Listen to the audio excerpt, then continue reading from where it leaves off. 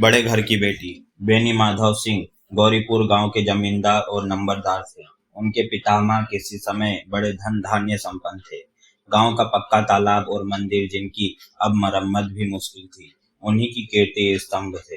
कहते हैं इस दरवाजे पर हाथी झूमता था। अब उसकी जगह एक बूढ़ी भैंस थी, जिसके शरीर में अस्थि पंजर के सिवा और कुछ शेष न रहा था। पर दूध शायद बहुत देती थी, किंतु एक न एक आदमी हांडी लिए उसके सिर पर सवार ही रहता था। बेनी माधव सिंह अपनी आधी से अधिक संपत्ति वकीलों को भेंट कर चुके थे। उनकी वर्तमान आय 1,000 रुपये वार्षिक से अधिक न थी। ठाकुर साहब के दो बेटे थे। बड़े का नाम श्रीकंठ सिंह था। उन दिनों के परिश्रम और उद्योग के बाद बीए की डिग्री प्राप्त की थी। अब एक दफ्तर में नौकर था। छोटा लड़का लाल बिहारी सिंह दोहरे बदन का सजीला जवान था। भरा हुआ मुखड़ा, चौड़ी छाती।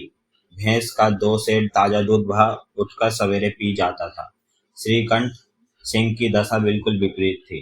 इन नेत्रप्रिय गुणों के उन्होंने बीए इन्हीं 2 अक्षरों पर न्योछावर कर दिया था।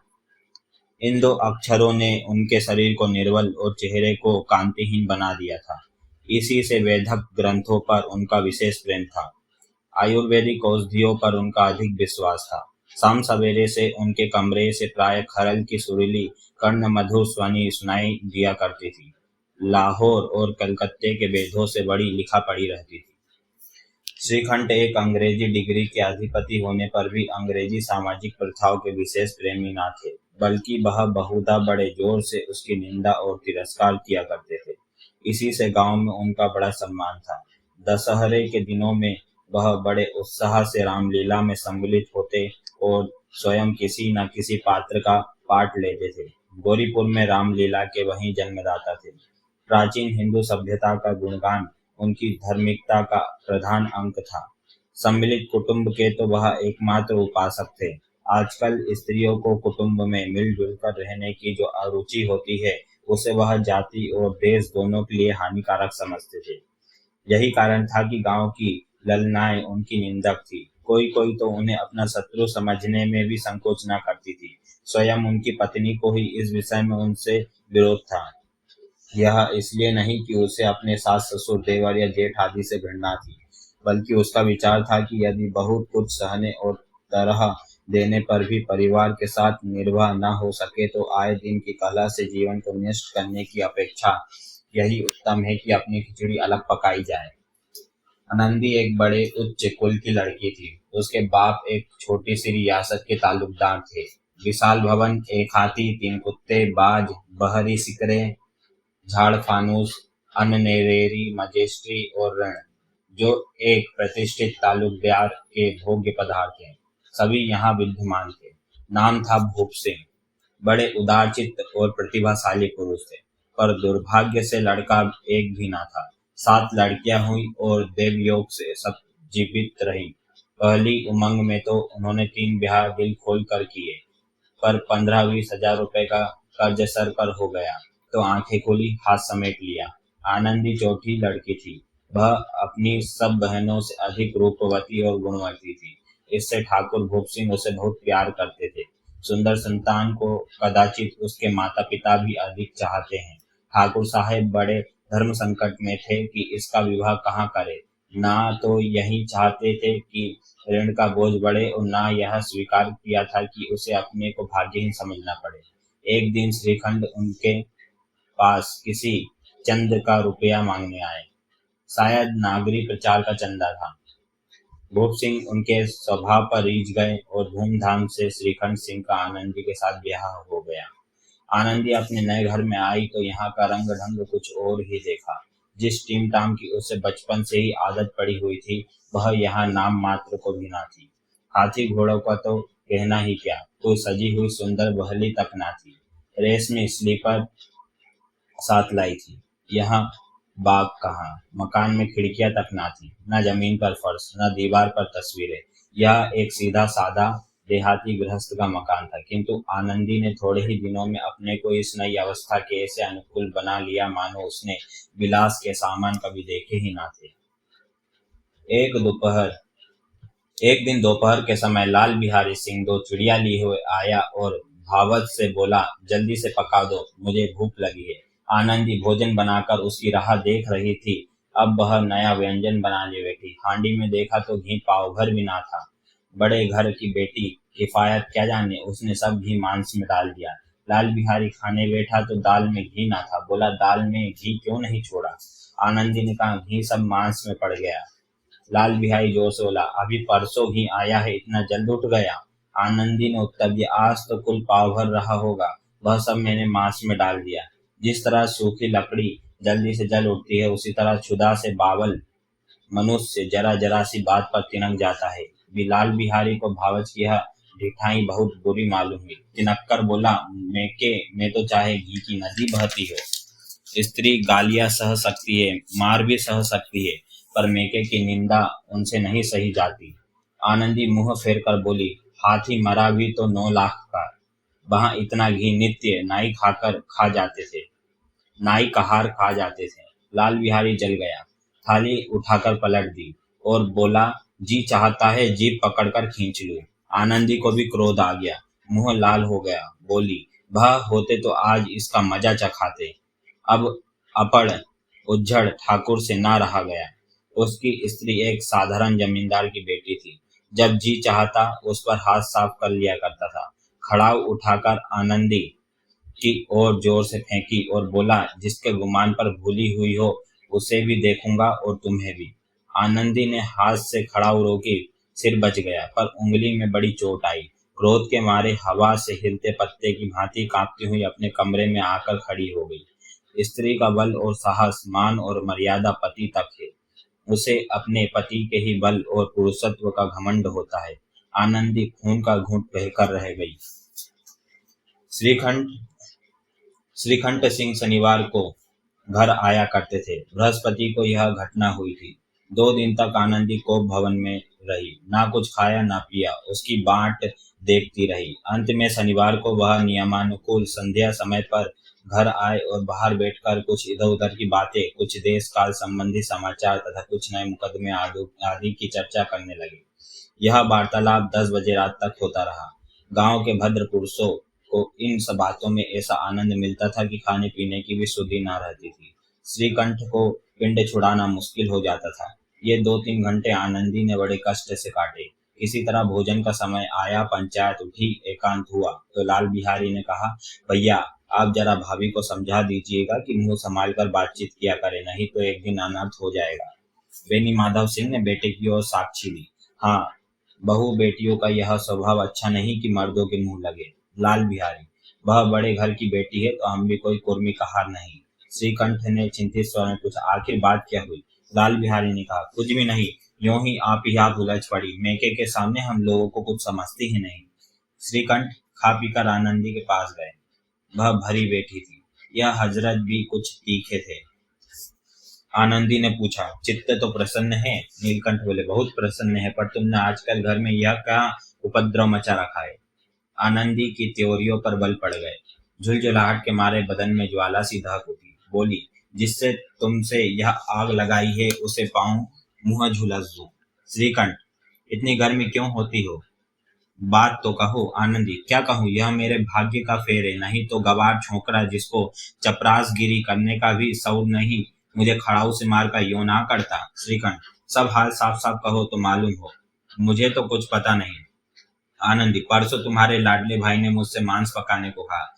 घी हांडी में पाव भर से अधिक न था, वह सब मैंने मांस में डाल दिया। जब खाने बैठा तो कहने लगा, दाल में घी क्यों नहीं है? बस इसी पर मेरे मेके को बुरा भला कहने लगा। मुझसे ना रहा गया। मैंने कहा कि वहां इतना घी तो नाई कहार खा जाते थे और किसी को जान भी ना ही पड़ता था। बस इतनी सी बात पर इस अन्यायी ने मुझ पर खड़ाऊ फेंक मारी। यदि हाथ से ना रोक लूं तो सिर फट जाए। उसी से पूछो मैंने जो कुछ कहा वह सच या झूठ। श्रीकंठ की आंखें लाल हो गई। बोले, यहाँ तक हो गया इस छोकरे का यह साहस? आनंदी स्त्रियों के स्वभाव अनुसार रोने लगी, क्योंकि आंसू उनकी पलकों पर रहते हैं। श्रीकंठ बड़े धैर्यवान और शांत पुरुष थे। उन्हें कदाचित ही कभी क्रोध आता था। स्त्रियों के आंसू पुरुषों की क्रोधाग्नि भड़काने में तेल का काम करते हैं। रात भर करवटें बदलते रहे, उद्विग्नता के कारण पलक तक नहीं झपकी। प्रातःकाल अपने बाप के पास जाकर बोले, दादा अब इस घर में मेरा निभा न होगा। इस तरह की विद्रोहपूर्ण बातें कहने पर श्रीकंठ ने कितनी ही बार अपने कई मित्रों को आड़े हाथों लिया था, परंतु दुर्भाग्य आज उन्हें स्वयं वे ही बातें अपने मुंह से कहनी पड़ी। दूसरों को उपदेश देना भी कितना सहज है। बेनी माधव सिंह घबरा उठे और बोले, क्यों? श्रीकंठ, इसलिए कि मुझे अपनी मान प्रतिष्ठा का कुछ विचार है। आपके घर में अब अन्याय और हठ का प्रकोप हो रहा है। जिनको बड़ों का आदर सम्मान करना चाहिए वे उनके सर चढ़ते हैं। मैं दूसरे का नौकर ठहरा घर पर रहता नहीं। यहाँ मेरे पीछे स्त्री पर खड़ाऊ और जूतों की बौछारें होती है।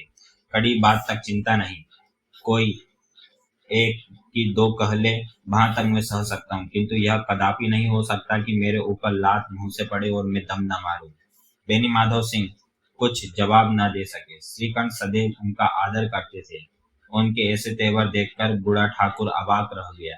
केवल इतना ही बोला, बेटा तुम बुद्धिमान होकर ऐसी बातें करते हो। स्त्रियां इस घर का नाश कर देती है, उनको बहुत सिर चढ़ाना अच्छा नहीं। श्रीकंठ, इतना मैं जानता हूँ, आपके आशीर्वाद से ऐसा मूर्ख नहीं हूँ। आप स्वयं जानते हैं कि मेरे ही समझाने बुझाने से इसी गांव में कई घर संभल गए, पर जिस स्त्री की मान प्रतिष्ठा का ईश्वर के दरबार में उत्तरदाता हूँ, उसके प्रति ऐसा घोर अन्याय और पशुवत व्यवहार मुझे असहाय है। आप सच मानिए, मेरे लिए यही कुछ कम नहीं कि लाल बिहारी को कुछ दंड नहीं देता। अब बेनी माधव सिंह भी गरमाए, ऐसी बातें और ना सुन सके। बोले, लाल बिहारी तुम्हारा भाई है, उससे जब कभी भूल चूक हो उसके कान पकड़ो। लेकिन श्रीकंठ, लाल बिहारी को मैं अब अपना भाई नहीं समझता। बेनी माधव सिंह स्त्री के पीछे। श्रीकंठ, जी नहीं, उसकी क्रूरता और अविवेक के कारण। दोनों कुछ देर चुप रहे। ठाकुर साहब लड़के का क्रोध शांत करना चाहते थे, लेकिन यह नहीं स्वीकार करना चाहते थे कि लाल बिहारी ने कोई अनुचित काम किया। इसी बीच में गांव के और कई सज्जन हुक्के चिल्लम के बहाने आ बैठे। कई स्त्रियों ने जवाब यह सुना कि श्रीकंठ पत्नी के पीछे पिता से लड़ने को तैयार है, तो उन्हें बड़ा हर्ष हुआ। दोनों पक्षों की मधुर वाणियां सुनने के लिए उनकी आत्मा तिलमिलाने लगी। गांव में कुछ ऐसे कुटिल मनुष्य भी थे जो इस कुल की नीतिपूर्ण गति पर मन ही मन जलते थे। वे कहा करते थे, श्रीकंठ अपने बाप से दबता है इसलिए वह दब्बू है, उसने विद्या पढ़ी इसलिए वह किताबों का कीड़ा है। बेनी माधव सिंह उसकी सलाह के बिना कोई काम नहीं करते, यह उनकी मूर्खता है। इन महानुभवों की शुभकामनाएं आज पूरी होती दिखाई दी। कोई हुक्का पीने के बहाने, कोई लगान की रसीद दिखाने आकर बैठ गया। बेनी माधव सिंह पुराने आदमी थे, इन भावों को ताड़ लो। उन्होंने निश्चय किया, चाहे कुछ भी क्यों ना हो, इन द्रोहियों को ताली बजाने का अवसर ना दूंगा। तुरंत कोमल शब्दों में बोले, बेटा मैं तुमसे बाहर नहीं हूँ, तुम्हारा जो जी चाहे करो। अब तो लड़के से अपराध हो गया। इलाहाबाद का अनुभव रहित झल्लाया हुआ ग्रेजुएट इस बात को न समझ सका। उसे डिबेटिंग क्लब में अपनी बात पर अड़ने की आदत थी। इन हथकंडों की उसे क्या खबर। बाप ने जिस मतलब से बात पलटी थी वह उसकी समझ में ना आई। बोला, लाल बिहारी के साथ अब इस घर में नहीं रह सकता है। बेनी माधव, बेटा बुद्धिमान लोग मूर्खों की बात पर ध्यान नहीं देते। वह बेसमझ लड़का है, उससे जो कुछ भूल हुई उसे तुम बड़े होकर क्षमा करो। श्रीकंठ, उसकी यह दुष्टता को मैं कदापि नहीं सह सकता। या तो वही घर में रहेगा या मैं ही। आपको यदि वह अधिक प्यारा है तो मुझे विदा कीजिए, मैं अपना भार आप संभाल लूंगा। यदि मुझे रखना चाहते हैं तो उससे कहिए जहाँ चाहे चला जाए, बस यह मेरा अंतिम निश्चय है। लाल बिहारी सिंह दरवाजे की चौखट पर चुपचाप खड़ा बड़े भाई की बातें सुन रहा था। वह उनका बड़ा आदर करता था। उसे कभी इतना साहस ना हुआ था कि श्रीकंठ के सामने चारपाई पर बैठ जाए, हुक्का पी ले या पान खा ले। बाप का भी वह इतना मान ना करता था। श्रीकंठ का भी उस पर हार्दिक हार्दिक स्नेह था।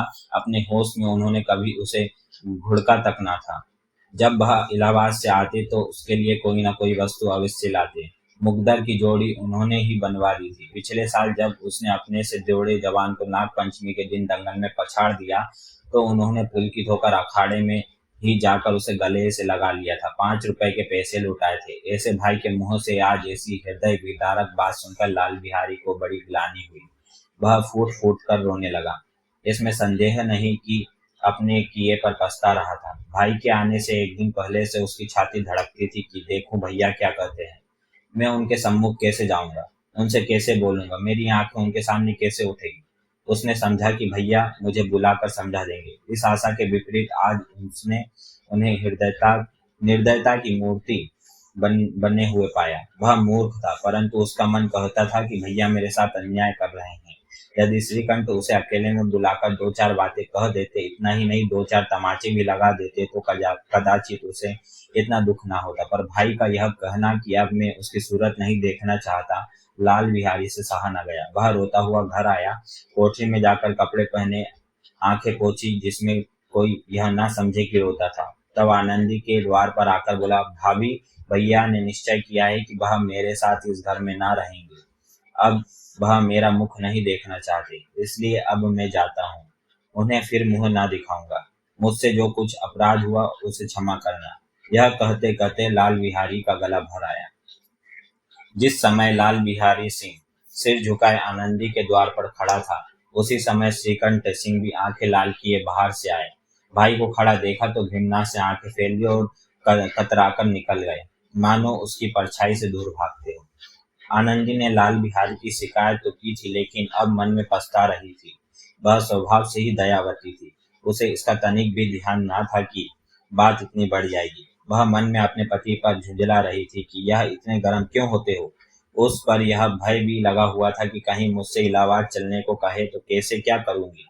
इस बीच में जब उसने लाल बिहारी को दरवाजे पर खड़े यह कहते सुना कि अब मैं जाता हूँ, मुझसे जो कुछ अपराध हुआ क्षमा करना, तो उसका रहा सहा क्रोध भी पानी हो गया। वह रोने लगी। मन का मेल धोने के लिए नयन जल से उपयुक्त और कोई वस्तु नहीं है। श्रीकंठ को देखकर आनंदी ने कहा, लाला बाहर खड़े बहुत रो रहे हैं। श्रीकंठ, तो मैं क्या करूं? आनंदी, भीतर बुला लो, मेरी जीभ में आग लगे, मैंने कहाँ से यह झगड़ा उठाया। श्रीकंठ, मैं ना बुलाऊंगा। आनंदी, पछताओगे, उन्हें बहुत ग्लानि हो गई है, ऐसा ना कहो, कहीं चल दे। श्रीकंठ ना उठे। इतने में लाल बिहारी ने फिर कहा, भाभी, भैया से मेरा प्रणाम कह दो, वह मेरा मुंह नहीं देखना चाहते, इसलिए मैं भी अपना मुंह उन्हें ना दिखाऊंगा। लाल बिहारी इतना कहकर लौट पड़ा और शीघ्रता से दरवाजे की ओर बढ़ा। अंत में आनंदी कमरे से निकली, उसका हाथ पकड़ लिया। लाल बिहारी ने पीछे फिरकर देखा और आंखों में आंसू भरे बोला, मुझे जाने दो। आनंदी, कहाँ जाते हो? लाल बिहारी, जहाँ कोई मेरा मुंह ना देखे। आनंदी, मैं ना जाने दूंगी। लाल बिहारी, मैं तुम लोगों के साथ रहने योग्य ना हूँ। आनंदी, तुम्हें मेरी सौगंध, अब एक पग भी आगे ना बढ़ाना। लाल बिहारी, जब तक मुझे यह ना मालूम हो जाए कि भैया का मन मेरी तरफ से साफ हो गया, तब तक मैं इस घर में कदापि ना रहूंगा। आनंदी, मैं ईश्वर को साक्षी देकर कहती हूँ कि तुम्हारी ओर से मेरे मन में तनिक भी मेल ना है। अब श्रीकंठ का हृदय पिघला। उन्होंने बाहर आकर लाल बिहारी को गले लगा लिया। दोनों भाई खूब फूट फूट कर रोने। लाल बिहारी ने सिसकते हुए कहा, भैया, अब कभी मत कहना कि तुम्हारा मुख ना देखूंगा। उसके सिवा आप जो दंड देंगे मैं सहर्ष स्वीकार करूंगा। श्रीकंठ ने कांपते हुए स्वर में कहा, लल्लू, इन बातों को बिल्कुल भूल जाओ। ईश्वर चाहेगा तो फिर ऐसा अवसर ना आवेगा। बेनी माधव सिंह बाहर से आ रहे थे। दोनों भाइयों को गले मिलते देखकर आनंद से पुलकित हो गए। बोल उठे, बड़े घर की बेटियां ऐसी ही होती है, बिगड़ता हुआ काम बना लेती है। गांव में जिसने यह वृतांत सुना, उसी ने इन शब्दों में आनंदी की उदारता को सराहा। बड़े घर की बेटियां ऐसी ही होती है।